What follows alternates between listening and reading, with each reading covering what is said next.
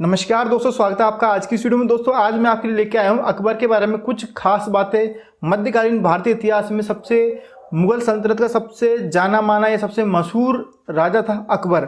ठीक है, इसके बारे में कुछ ऐसी जानकारी है जो शायद आपको पता हो और आपके लिए जानना जरूरी है। तो चलिए दोस्तों शुरू करते हैं आज का वीडियो।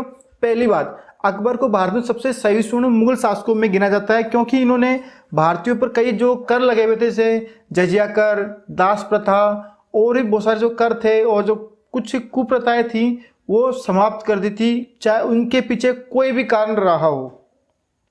ठीक है, अकबर ने अपने जीवन काल में बहुत सारी लड़ाइयाँ जीती और उसमें कुछ में उनमें हार का सामना भी करना पड़ा। कुछ अच्छे काम भी किए और कुछ काम ऐसे भी किए जिन कारण उन पर जीवन भर का कलंक लग गया। ठीक है, दूसरा है अकबर का जन्म। अकबर का जन्म हुआ 15 अक्टूबर 1542 को। कहाँ पर हुआ? अमरकोट में। ठीक है, इस समय आपको पता होना चाहिए जब हुमायूं से राजगद्दी किसी ने छीन ली थी, शेरशाह सूरी ने। ठीक है, तो उस टाइम में उस समय ये कहाँ थे? अमरकोट में थे। तो इनके पिता का नाम हुमायूं है, माता का नाम क्या था? हमीदा बानो बेगम। अकबर के बचपन का नाम जलालुद्दीन मोहम्मद अकबर था।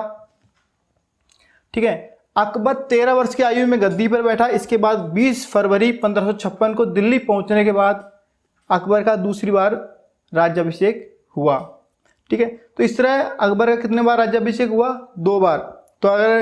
तो ऐसा मुगल शासक था ये जिसका 2 बार राज्याभिषेक होता है। कौन था वो? अकबर। ठीक है, पानीपत का द्वितीय युद्ध 5 नवंबर 1556 को हुआ। यह युद्ध हेमू हिंदू शासक था, अंतिम मध्यकालीन युग का। ठीक है, इस बात का भी आपको ध्यान रखना है। हेमू ने 24 लड़ाइयाँ लड़ी थी, उसमें से 22 लड़ाइयाँ इसने जीती थी। ठीक है, और इसी कारण जो आदिल शाह अफगान था उसने इसे विक्रमादित्य की उपाधि दी थी। ठीक है, पानीपत का द्वितीय युद्ध 5 नवंबर 1556 का हुआ। किन किन के बीच? हेमू व अकबर के बीच हुआ। ठीक है, अकबर की इसके अंदर विजय हुई। इस युद्ध में मुख्य नेतृत्व किसने किया? बैराम खां। बैराम खां अकबर का कौन सा संरक्षक था? ठीक है, हुमायूं ने इसको अकबर के जो हुमायूं था उसने बैराम खां को अकबर का संरक्षक बनाया था। ठीक है, इस युद्ध के बाद अकबर दिल्ली व आगरा का शासक बना, पानीपत के द्वितीय युद्ध के बाद में।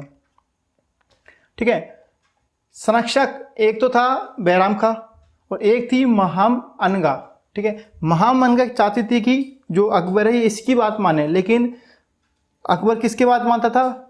बैराम खां की। तो इसने क्या किया? इसने चालबाजी करके जिसकी बेटी थी जीजी बानो के प्रभाव में आकर अकबर 2 साल के लिए 1560 से लेकर 1562 में जो अपने दरबार की जो हरम स्त्रियां थी उनके बीच चला जाता है 2 साल के लिए। ठीक है, इस समय को पेटीकोट शासन के नाम से भी जाना जाता है। किस शासन के नाम से? पेटीकोट पर्दा शासन या के नाम से जाना जाता है। ठीक है, और इसका इस टाइम कौन सा चलाया शासन? महाम अनगा ने। अकबर का सेनापति बैराम खां उसके सबसे खास और भरोसेमंद लोगों में माना जाता था, लेकिन बैराम खां की मौत के बाद अकबर ने उसकी पत्नी से शादी कर ली थी। ठीक है, बड़ी सोचने वाली बात है कि जो जिसने अकबर ने जिससे शादी की थी उसकी जो उम्र थी उसकी माँ के समान थी। ठीक है, और आपको पता होना चाहिए कि जो बैराम खां था उसका संरक्षक था। और जब अकबर छोटा था, क्योंकि अकबर 13 साल की उम्र में तो गद्दी पर बैठ गया था, जब छोटा था तो जो बैराम खां की जो पत्नी थी उन्होंने इसको पाला था। ठीक है, बैराम खां ने अकबर ने विश्व का सबसे ऊंचा प्रवेश द्वार बुलंद दरवाजा बनाया। कहाँ पर बनवाया? फतेहपुर सीकरी में। ठीक है, क्योंकि जब पहली बार गुजरात का एक अभियान था, पहला अभियान, उसमें जब अकबर ने पहली बार समुद्र देखा तो उसकी सोचा कि इतना महान, इतना बड़ा, ये हमेशा अमर रहेगा, तो मैं भी कुछ ऐसा काम जिससे मेरा हमेशा नाम रहे। तो इसी बात को लेकर फतेहपुर सीकरी में इन्होंने बुलंद दरवाजा बनाया, जब इसकी ऊंचाई 174 फीट समथिंग होगी। अकबर के शासनकाल में ही 1580 में पहला ईसाई मशीनरी समूह पुर्तगाल से आया था, जिसका नेतृत्वकर्ता कौन थे? फादर एक्वागिवा। ठीक है, तो पहला ईसाई मशीनरी समूह कब आया पुर्तगाल से? अकबर के टाइम में। ठीक है, किसका नेतृत्व? फादर एक्वागिवा।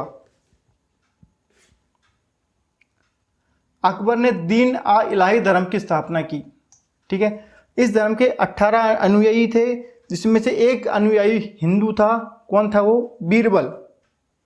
ठीक है, इस धर्म की स्थापना की गई 1582 में। इतिहासकार इस कार्य को अकबर की मूर्खता बताते हैं। क्यों बताते हैं? क्योंकि भाई उनका पहले से ही धर्म था, तो अलग से धर्म उसकी स्थापित करने की क्या ज़रूरत पड़ गई थी। ठीक है, जो इनके मौलवी थे मौलाना, उन्होंने भी इसको अकबर की मूर्खता बताया है। ये जो धर्म था अकबर की सुलह कुल नीति पर आधारित था। सबसे पहले आमेर के राजा भारमल या बिहारीमल, ठीक है, ने अकबर की अधीनता स्वीकार की। ये राजपूत शासक थे भारमल, इन्होंने सबसे पहले किसकी अधीनता स्वीकार की? अकबर की, और अपनी पुत्री हरकाबाई जोधाबाई, दो नामों से जाना जाता है, का विवाह अकबर से कराया। ठीक है, तो अकबर ने जोधाबाई का नया नाम दिया, क्या दिया? मरियम। ठीक है, मरियम नाम दिया। और जो जोधाबाई का जो बेटा था सलीम, ठीक है, जहांगीर के नाम से जाना जाता है, उसने जोधाबाई को नाम दिया उज़्ज़मानी। ठीक है, इसी कारण मुगल इतिहास में जो जोधाबाई हरकाबाई जो भारमल की जो पुत्री हैं वो मरियम उज़्ज़मानी के नाम से प्रसिद्ध हुई। ठीक है, तो मरियम उज़्ज़मानी किसका नाम हो गया? जोधाबाई का। 1567-68 में अकबर ने मेवाड़ अभियान शुरू किया। इस समय मेवाड़ के शासक कौन थे? उदय सिंह, महाराणा प्रताप के पिताश्री। ठीक है, मेवाड़ पर आक्रमण का नेतृत्व स्वयं अकबर ने किया। उदय सिंह ने किले की सुरक्षा का भार अपने दो सेनापति जयमल व फत्ता को सौंपकर पहाड़ियों में चले गए। ये इतना शानदार इन्होंने युद्ध लड़ा कि इनकी जो युद्ध को देखकर, इनके वो वीरता को देखकर अकबर ने इनकी जो पत्थर की जो मूर्तियां हैं वो अपने जो आगरा का जो किला है उसके बाहर बनवाई। ठीक है, अकबर ने मेवाड़ आक्रमण के दौरान 40,000 राजपूतों का कत्ल करवा दिया। ठीक है, जो कि अकबर के ऊपर सबसे बड़ा कलंक माना जाता है। अकबर चाहे कितना ही सहिष्णु हो, कितना ही अच्छा हो, लेकिन हम सभी जानते हैं वो कितना सही था, क्योंकि महाराणा प्रताप से युद्ध करना, ठीक है, तो खैर छोड़ो कभी। तो ये जो 40,000 राजपूतों का जो कत्ल हुआ उसको जो अकबर के ऊपर सबसे बड़ा कलंक माना जाता है, क्योंकि इतिहास बताता है कि ये सहिष्णु था, लेकिन यहाँ पर इसने आकर सबसे बड़ी गलती कर दी। 1568 में जो ये युद्ध हुआ था, वीरता देखकर आगरा किले के दरवाजे पर जयमल फत्ता ने स्मृति में उनकी प्रस्तर की मूर्तियां बनवाई थी। ठीक है, इतिहासकारों के मुताबिक अकबर को जंगली जानवरों को पालतू बनाने का बड़ा शौक था। इसके महल में करीब 1000 चीता थे और अपने पसंदीदा चीता मदन काली को ये खुद खाना खिलाता था। हल्दी घाटी का युद्ध 1576 में महाराणा प्रताप व अकबर के मध्य हुआ। इसमें अकबर की विजय हुई, लेकिन महाराणा प्रताप ने इसकी अधीनता स्वीकार नहीं की। ये ध्यान रखिएगा। ठीक है, विजय हुई लेकिन महाराणा प्रताप ने कभी इसकी अधीनता स्वीकार नहीं की। अकबर का पूरा जीवन काल गुजर गया, लेकिन महाराणा प्रताप को नहीं हरा पाया। ठीक है, अब अकबर अपने खान पान और वक्त की पाबंदी का बहुत ही ख्याल रखता था। वो एक दिन में केवल 4.5 घंटे ही सोता था। जब उसका मरने का समय आया, जब उसके काफ़ी समय अंतिम समय चल रहा था, बुढ़ापे की ओर बढ़ रहा था, तब वो शाकाहारी हो गया और पूरे दिन में एक बार ही भोजन किया करता था। अकबर की मृत्यु 25 अक्टूबर 1605 को अतिसार दस्त की बीमारी के कारण हुई।